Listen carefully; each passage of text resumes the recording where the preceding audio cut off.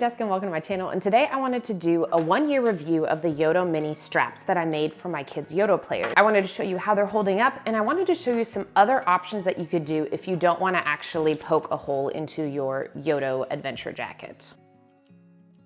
First, I wanted to do a 1-year review of the straps that my kids have been using consistently for a year. You can see they're still in really good shape, and I feel like it's held up perfectly. I do have a binder clip here because in the beginning, he used to try to put the strap on wrong, if that makes sense, because he's a lot younger. So let me take this off so that you can really see if there's been any damage or stretching. You can see there's definitely a little bit of rub off debris from this attachment. So there's the first one, and I'd say that as far as I can tell, there's no ripping or tearing, which I'm kind of surprised about because he's not gentle with his stuff. So on this side also, I feel like there's no tearing or anything. Now granted, my son definitely doesn't like pull on it that often, where if you have a lot younger kids, it could be that that is not the best option for you. So you can see the wear line looks like it just rubs off. So it's more dirt that was there. There's another one you can kind of see if I just kind of rub it off. As far as I can tell, there's no damage that's been done. So as far as reviews go, this is my daughter's, and for some reason, this side would always unscrew. And I say always, maybe once every 2 months. So it's not that bad. I don't know if this one is faulty or it could be that my daughter just kind of rolls the strap a little bit more, and that's where it slowly would unwind this. So I'm gonna take this part off and just see if there's any ripping or tearing on hers. So hers definitely has a lot more dirt on it here. And I'm assuming that this end piece was a little faulty, to be honest. But yeah, as you can see, this side is a lot less dirty, just like his. I think it'll just wipe off. And let's look at this side. Oh, this side has a lot more dirt. So I think it's just dirt. So I'm gonna take these off just because I don't want my kids' information out, but these are a Inchbug label that has our last name and our phone number on the back. And we always keep it on here just in case. And I also have a sticker on the back that says our name and our phone number in case they get lost. This is the exact same brand as I got for my kid, but these pretty much come with the little alligator clips attached. So if you have a regular adventure jacket, I've seen some people just do that, which I feel like that would do a bunch of rubbing. But if you don't know how much your kids are gonna like using the strap, it could be a good in-between. There is a strap, it's a camera strap, that's similar to this, but instead of having these metal pieces, it just has kind of like this lanyard. So they would feed that through there, pretty much do this, and then they do the exact same thing to the other side. And so I'll link that strap below. This is a better option, I think, than that one. And that camera strap, I think was like $4 or less. So I'd say that's definitely the most budget option. If you have straps like this already, another option you could do is use one of these key little rings or one of these, but I'll link them below. And then I've seen people do this. I don't love how bulky that is, and I would definitely see a lot of wearing on here with either of these options.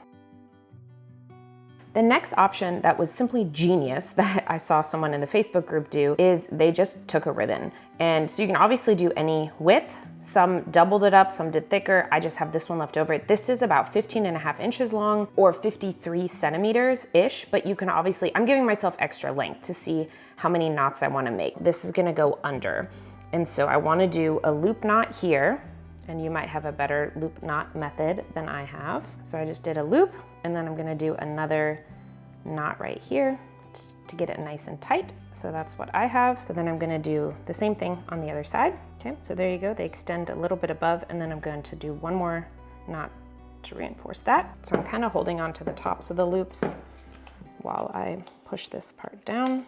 Okay, so then I need to kind of push this. You can always change your knots a little bit, but now we have 2 loops where this can easily attach to.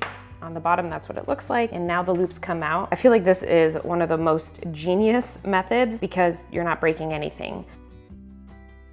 Because these straps are going to be a Christmas gift, I decided I would go legit. So I bought some 1/2-inch T-rings from Hobby Lobby. I felt like the 1/2 inch would be a pretty good size, but you could go larger. And this ribbon is actually a little wider than 1/2 inch, but I don't really think it's gonna be a problem. And so you could, if you have a sewing machine, sew here to keep the D-ring in place. So that is about 6.5 inches, but that's the final length. So that's 21.5 centimeters. You definitely wanna add a little bit of extra fabric so that you have enough space to sew it. So I would probably cut about an 8-inch strip.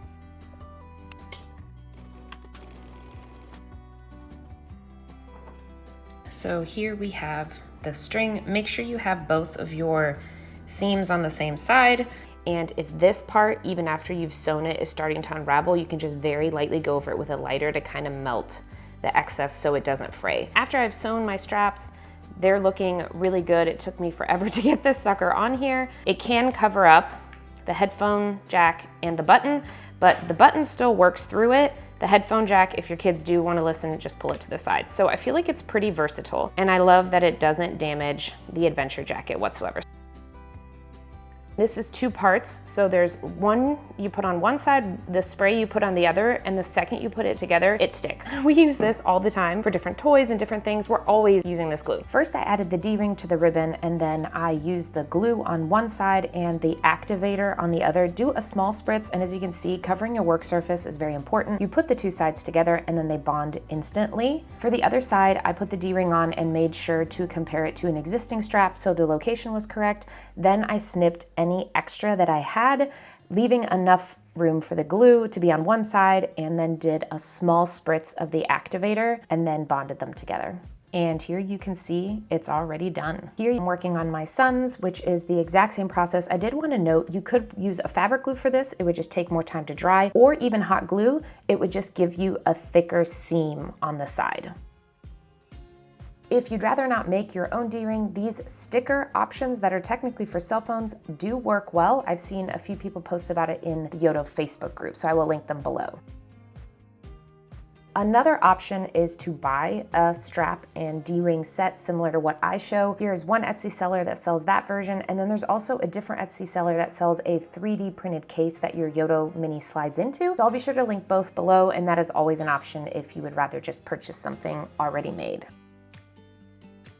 So this is not the most exhaustive list ever, but a few of the other strap options that I have seen is using a macrame strap that I've seen people make themselves. I've seen people use old backpack straps that they've cut and kind of sewn or glued and use that as a strap. One of the cool ones is if you have some of those silk scarves to play with. I've seen some people use those and just knotting them around either these alligator clips, or if you have some form of a D-ring, knotting it around there, and that works really well. On Yoto Space, I saw a couple of different options. They're not my pictures to share, so I can't put them on here, but if you definitely go there, you can see a lot of really creative things that people have done. These white sewn straps were actually gifts for one of our friends, and within almost 3 weeks, they ripped after being used. So I think I used too thin of ribbon for this and sewed over and over again to really make it a strong seam, but pretty much weaken the ribbon. So I would say if you're gonna do the sewn option, go with a thicker twill or backpack nylon webbed ribbon or strap for holding the D-rings, or just use the glued option. We've been using our glued option since December and have had 0 issues. So I would definitely suggest that as one of the better options. I did want to know, have you tried any of these methods and have they worked for you long term?